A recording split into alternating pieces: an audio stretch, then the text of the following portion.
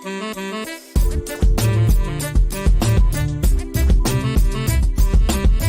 everyone, Scott Hansen here from NFL Red Zone. I hope you're checking out 1 hour of 5 Yard Rush, one of the best podcasts on NFL football in the UK.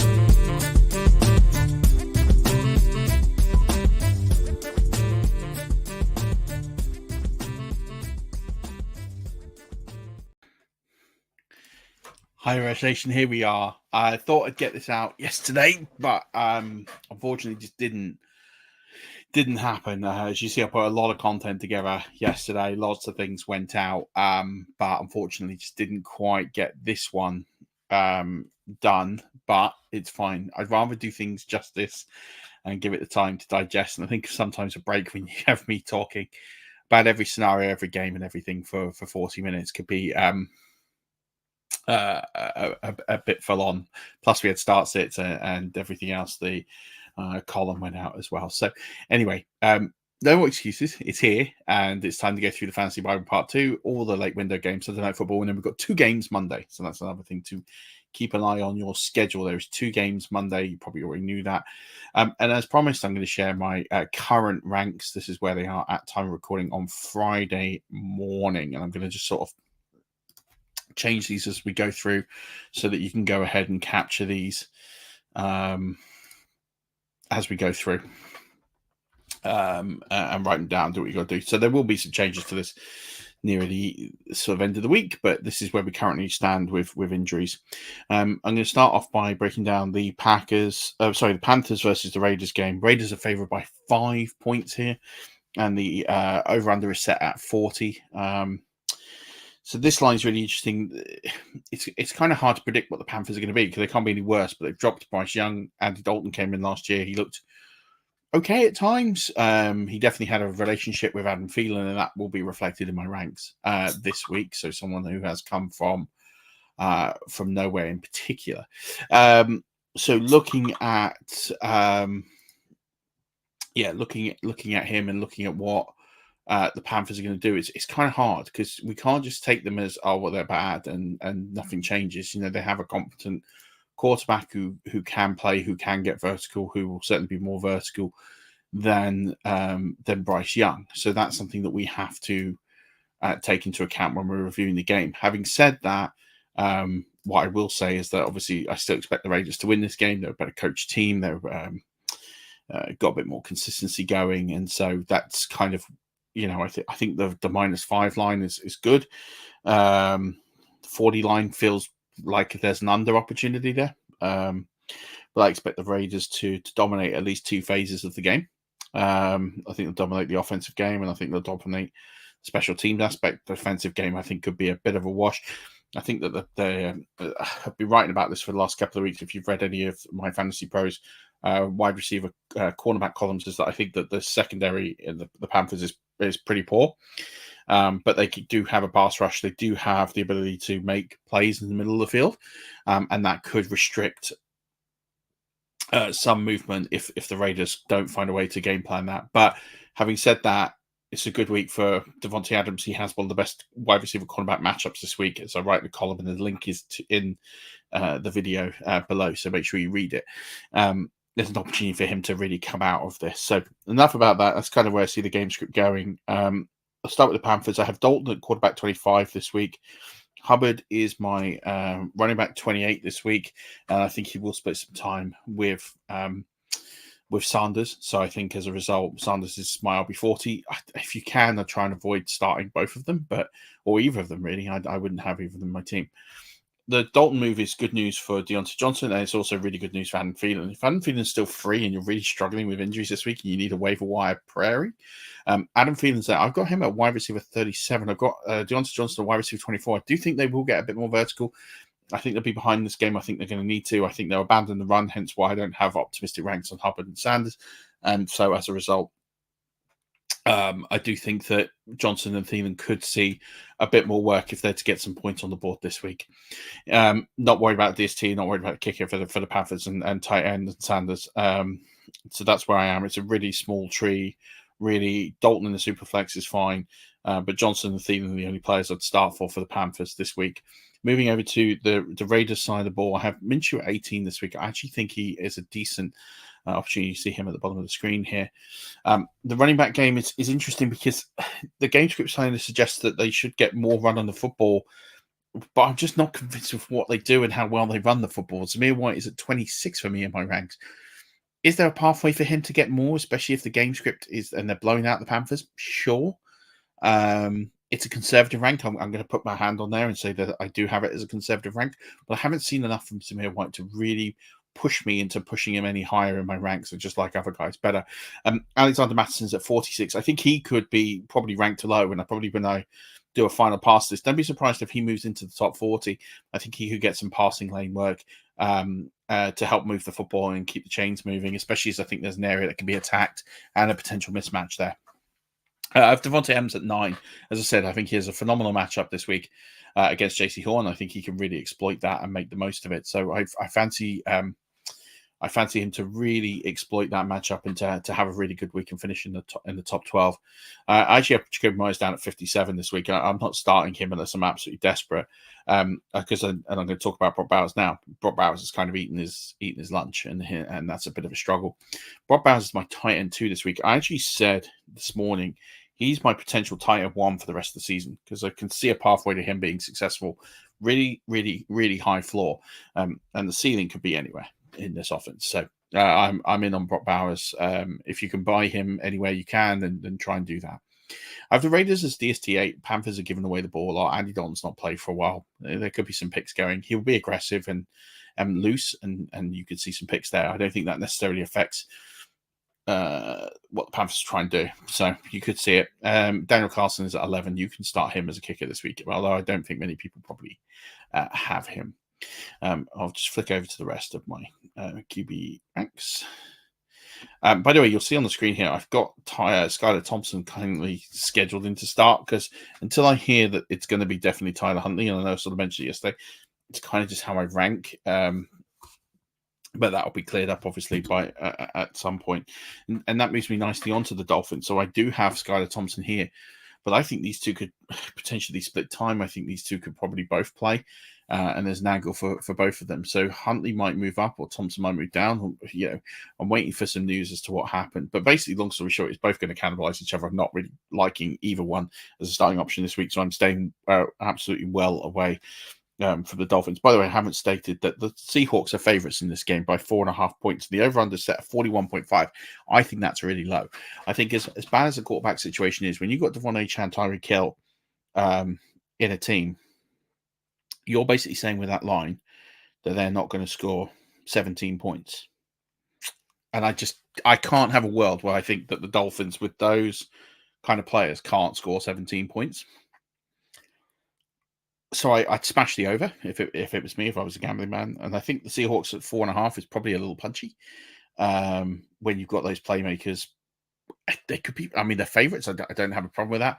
But 4.5 seems a little punchy. I think this game's going to be a lot closer. I think it'll be a dogfight. I think it will creep over the over, or it'll hit the over. I think you're probably looking more at like two teams in the 20s. Sort of low to mid 20 point game, and I think it will be instead of a flashy shootout, I think it will be a real sort of battle on sort of as we've seen from pretty much all the Seahawks games this year. So let's talk about the Dolphins. I've talked about the quarterback situation. I have Devon Achane at 3. He's my running back 3 this week.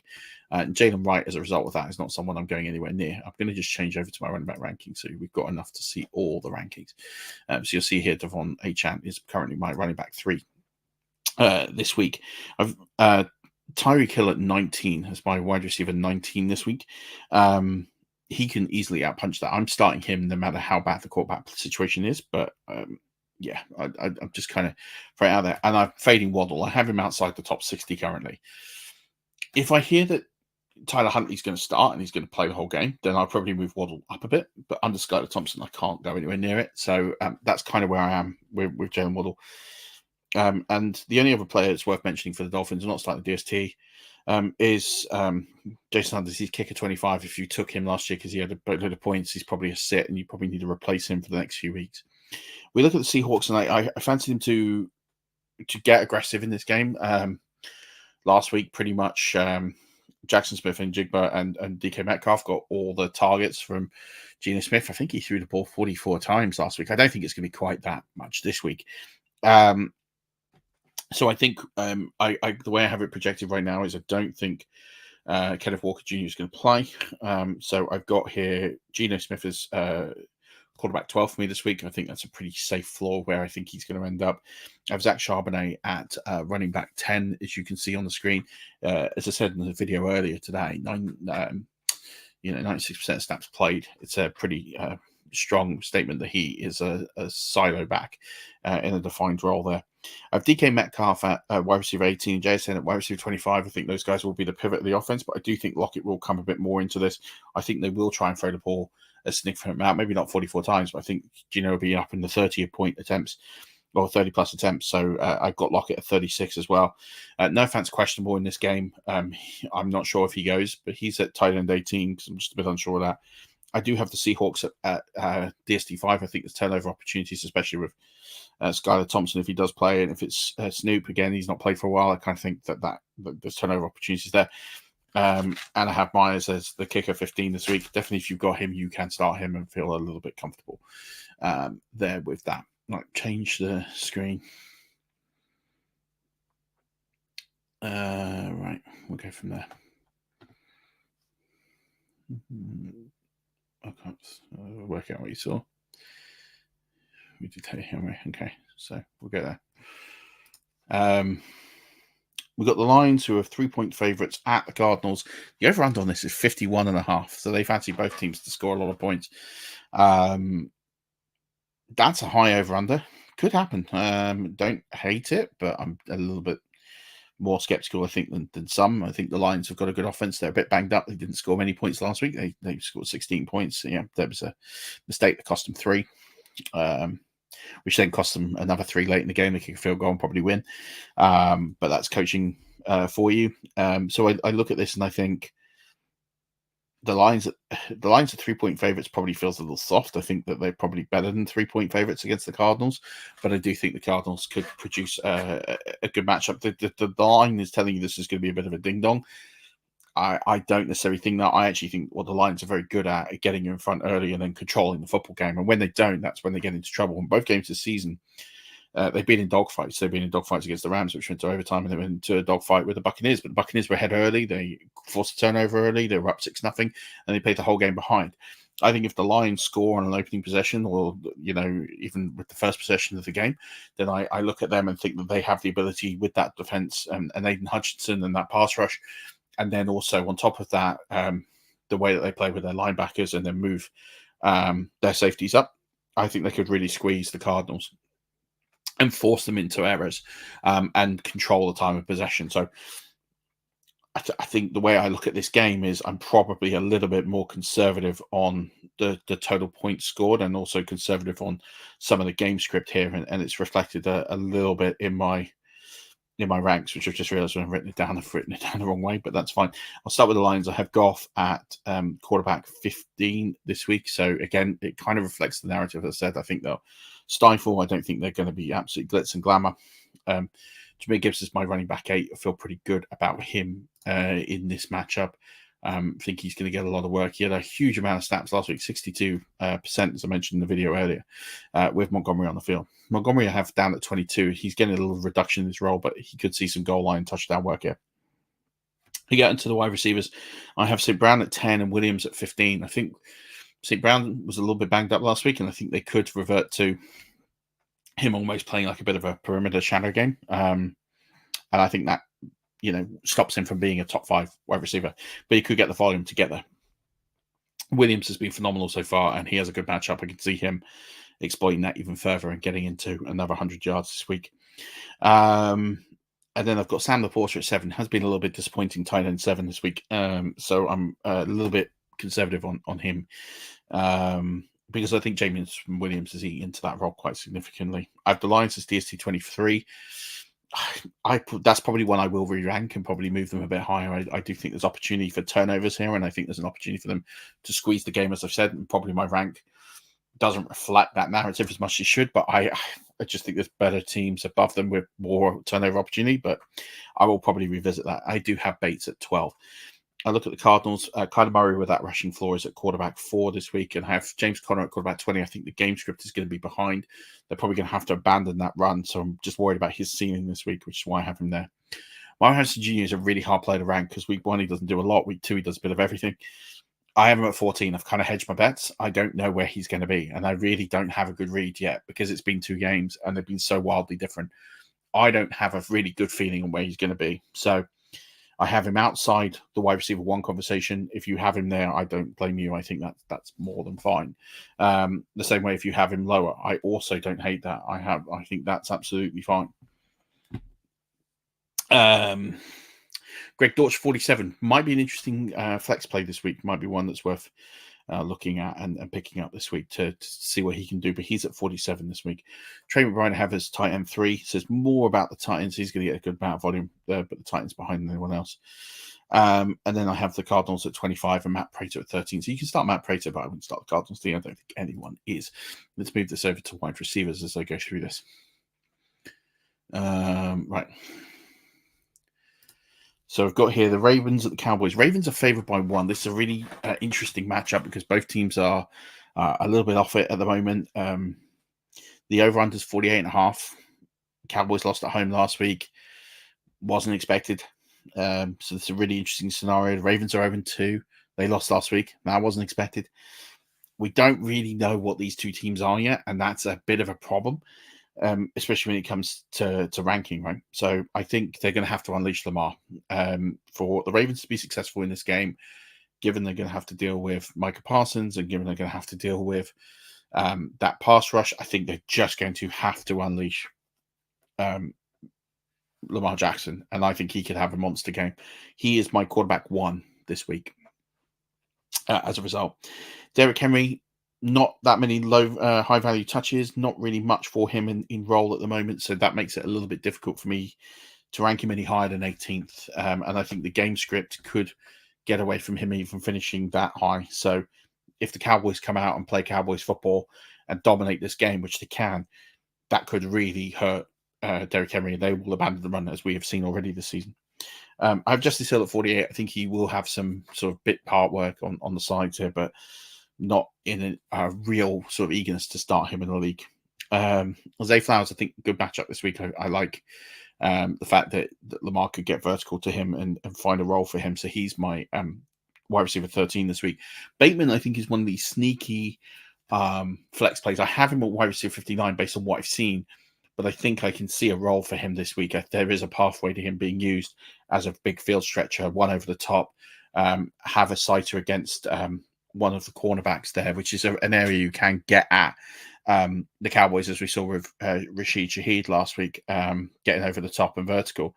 Kalen Carson will be on Flowers more often than not, but if you get a look where you can get Bateman to attack Kalen Carson, that might be a route for Bateman to go over the top. So if you're looking on a gamble touchdown, like a 10 points sort of score, like a 10, 11 point sort of play, then Bateman is a good candidate for that.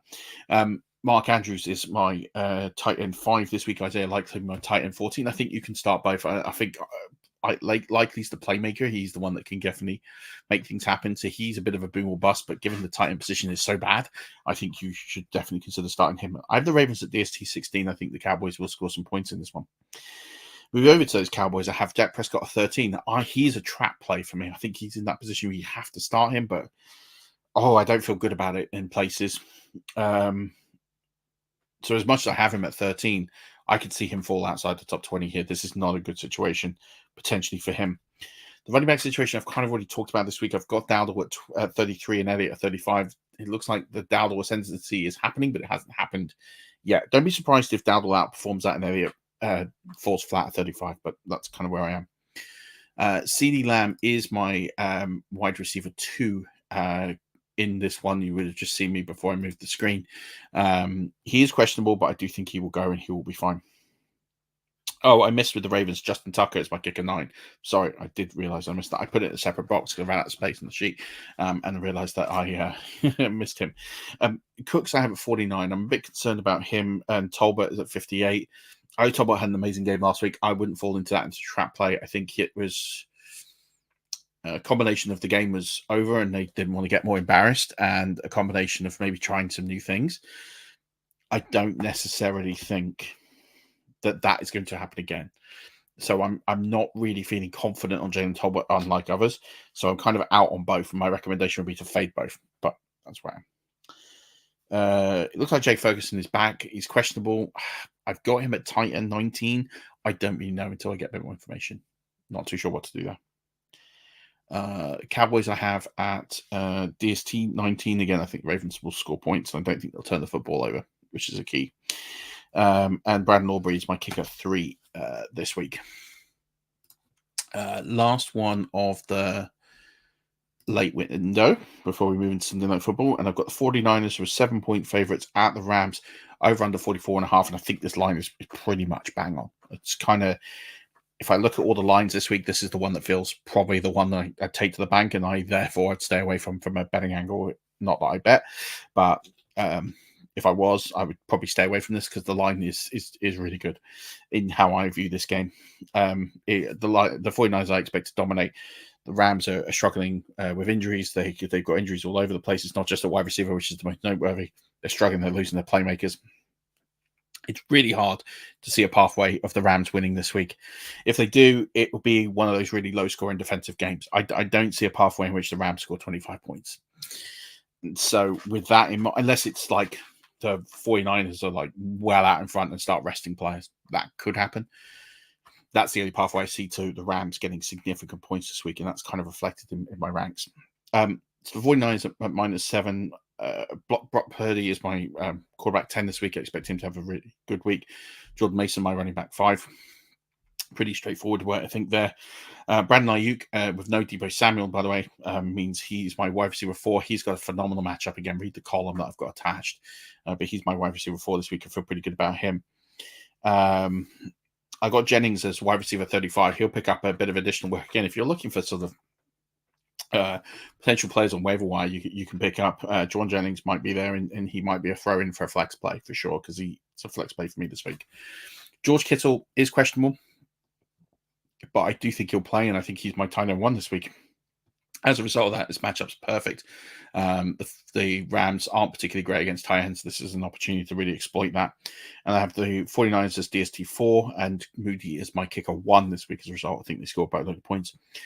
Rams, I think, are struggling. So I've got Stafford at 27. I don't think this is going to be a good week for him. But Kyron Williams, I think a lot's going to have to go through him. He might see a lot of targets. So he's my running back 4 this week as a result of that. So I feel pretty good on that. I'm just going to update this to tight ends so that we get everyone in. So I've got Kyron Williams, my running back 4 this week. I've got DeMarcus Robinson as my wide receiver 17. I think he'll see the majority of the targets. I had this very differently, and I've changed it, where I have Tyler Johnson as my wide receiver 45 and Whittington as my wide receiver 62. Originally had them the other way around. Actually had Tyler Johnson lower. I've revisited that. I kind of looked at how, if I was Sean McVay, and again, I'm not an expert here. We don't know because we've never seen this before. Whittington's kind of come along nicely, and we have some gaps to look at. But I'm kind of out on Whittington being the linchpin of this. I think Tyler Johnson better fits this offense and better fits the scheme and what they might try and do against the 49ers. But I think they could flip-flop based on matchup dependencies. But I'm probably leaning more towards starting Johnson and fading Whittington. You'll see others probably play Whittington. I'm just not there. Not this week. This doesn't feel like a good matchup for that. Colin Parkinson is my tight end 11. I just think he'll get some targets, but I don't think he'll be that effective.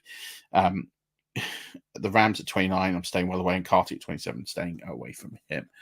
I'll just show the rest of my tight end ranks.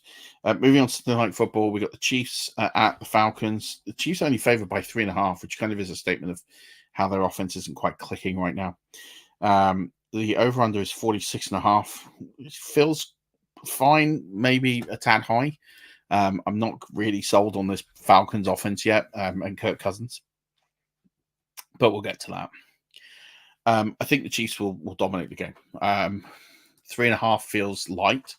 I think, again, it's probably a sign that their offense hasn't quite clicked, and probably they do just enough to win.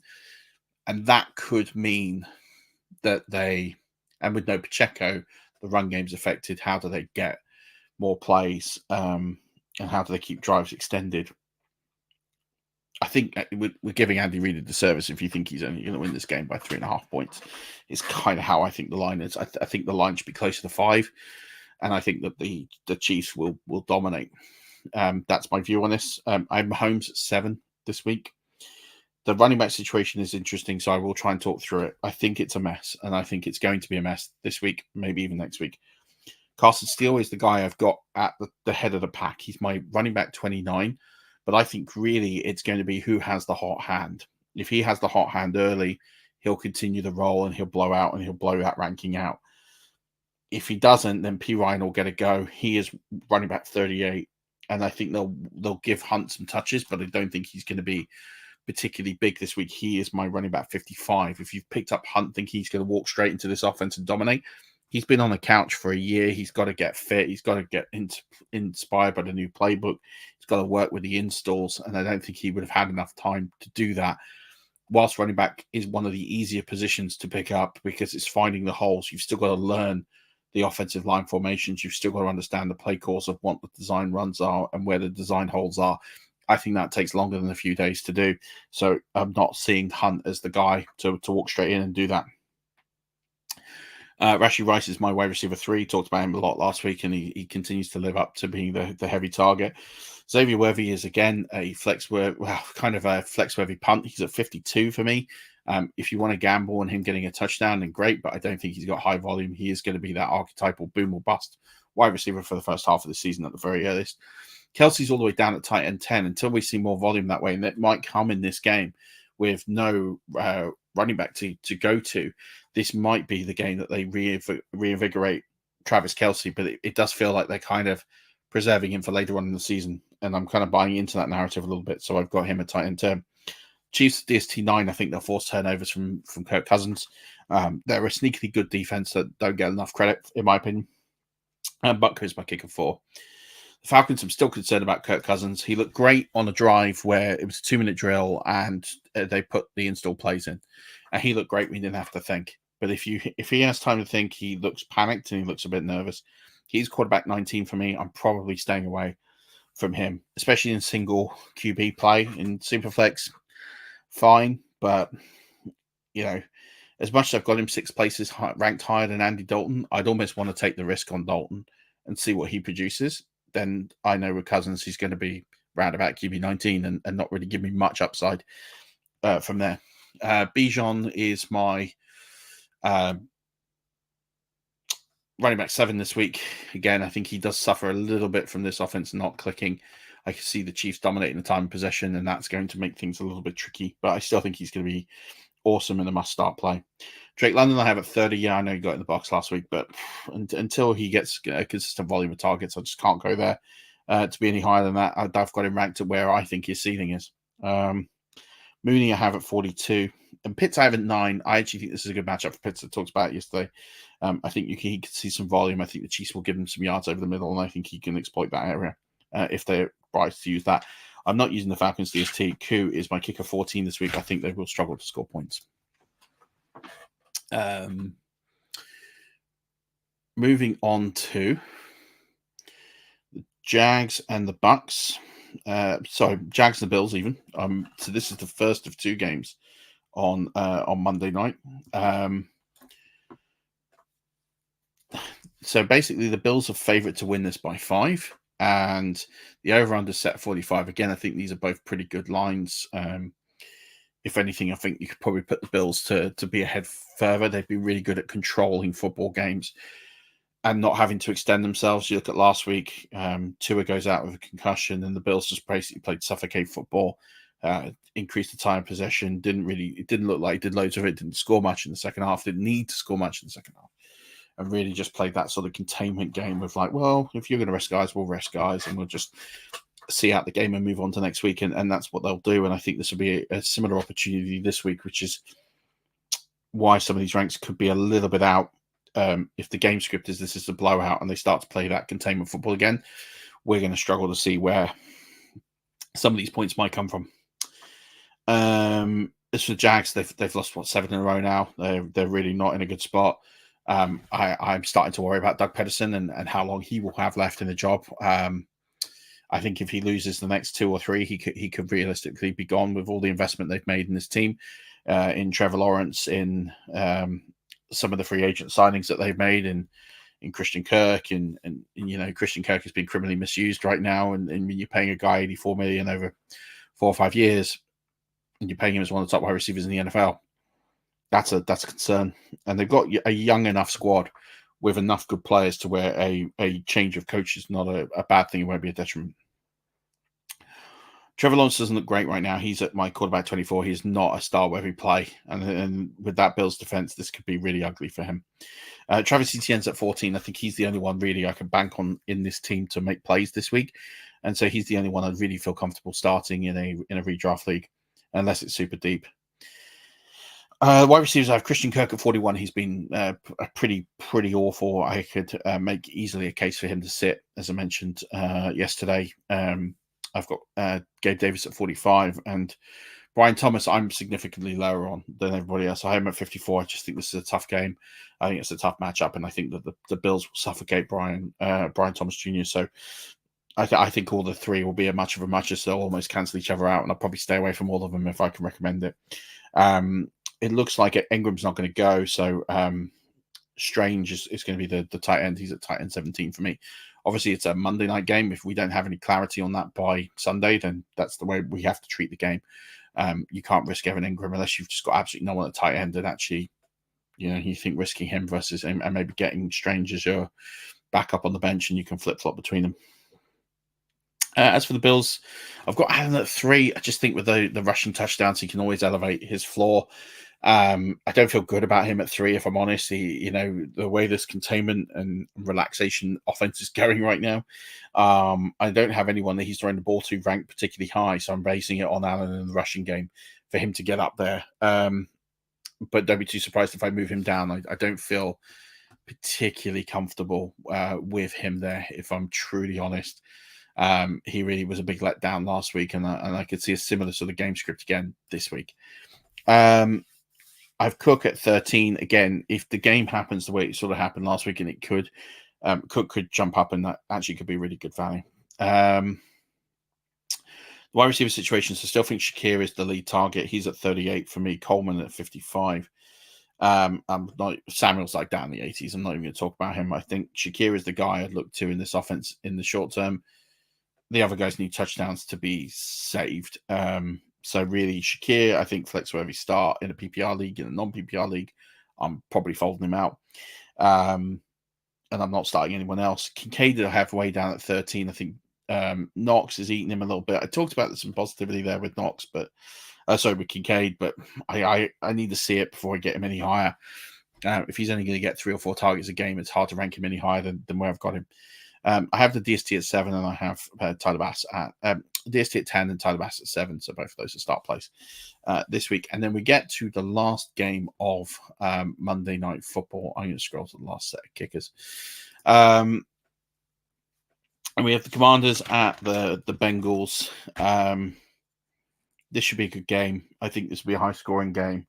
I keep flip-flopping where I have the quarterbacks. I made a change and adjustment to where I have Burrow at 5 and Davis at 6. The line is Bengals to win by 7.5, which I think is punchy, but I see it and I can buy into that narrative. The over-under 47, I can definitely think that's a candidate for the over. I think it's probably a little low, a couple of points shy. So I look at this and I think that the Commanders are going to have to get points, and they've had good drives and they just been settling for field goals. And I think with Jaden Daniels' air dot, he's going to need to air out a little bit and use those legs a little bit more. He's got to learn how to slide too, because he is running a tight walk right now where he's going to get hit. Having said that, I had Daniels at 5 yesterday. I've moved him down to 6. I still think he's a top 6 play. Doesn't really change all that much. I've just changed the way I view this game ever so slightly and made a small adjustment there. Brian Robinson Jr. is at 17. I have a candidate way to move him up into nearer the top 12 with some injuries ahead of him. So there is an opportunity for him to go up those ranks. But I feel pretty good as a safe floor at 17. That's where he's going to finish. Eckler at 34. I think he's going to have some high value touches. He's going to need to be big in the receiving game and then moving the football. But I don't think the volume is there enough to put him any higher than that right now. McLaurin's at 29. He's the only receiver I've got ranked significantly for the Commanders. I think he should see some more targets this week, and he needs to see some more targets. And hopefully, with a bit more air dot behind that, we might see him live up to a potential wide receiver 3 finish that I've got him at. Zach Ertz at 15. Again, there's a pathway to him going above that. I have been conservative in the rank there, but I could see a pathway to him outperforming that. And Austin Seibert is at 18. I think this is he performed heroic straight off the bench. I think he'll be busy in this game, but it's hard for me to predict him more than that based on how I see this game going, because I think they're going to need touchdowns, not field goals. And it's kind of where I have this. The Bengals, Joe Burrow moved up to 5. I think this is finally a get-right game for the Bengals, and they will need to take advantage of this. The run game is almost exclusively Moss. Chase Brown isn't even worth a consideration at this point, but I still have Moss at 25. He might outperform that. Maybe Chase Brown gets some donkey work if they are garbage time work if they're blowing this game out, but I can't see a pathway to Moss being an RB2 this week unless he scores multiple touchdowns. That's the only way I see that happening. Chase I see is my wide receiver 1. I think he's going to be the game breaker in this. I think we're going to see peak Chase this week. This is the sort of game that he really will love and relish and turn up for, backs against the wall, come out and make a statement. And I think he could have a huge game and a huge week this week. Yoshi Vash I have at 50. I'm still not sure on T. Higgins. I know he's returned back to practice, so at the moment I don't have him in there. I could change the ranking slightly and move Higgins up. At the moment I don't have that, but that's one I keep an eye on. I know he sort of has a weird designation at the moment. I'm not entirely sure on the picture when I'm like that. I just prefer to fade them out. But if I get some more clarity over the next 24 hours, then I expect Higgins to be somewhere probably in the 30s or 40s. That's kind of where I see it. Mike Gesicki is tight end 8. He's been really good so far this season, and I think there's an opportunity for him to do more. I like him this week. Bengals at 18, possible start, but I do think they'll ship some points. And Daniels hasn't turned the ball over as much as probably people thought he might. But Evan McPherson is my kicker 5. You can definitely feel good starting him this week. That's going to do it. That is literally every match, every fantasy relevant player going. It's a meaty pod this, but have you been scribbling notes? Hope you've appreciated it, and please do share some feedback on it. I'm still trying to perfect the format. I feel pretty good about this one, that I'm sharing the game script and the way I view the games and how I explain my ranks as much as I can. And I'd really like to get some feedback and see what you think on this, and if you think that was a good amount of information, was too much information, was not enough information. So I know, so that'd be really helpful. But thank you so much for tuning in. Good luck this week. This is going to be the last poll of the week. And until then, Rush Nation, don't forget, as always, keep rushing.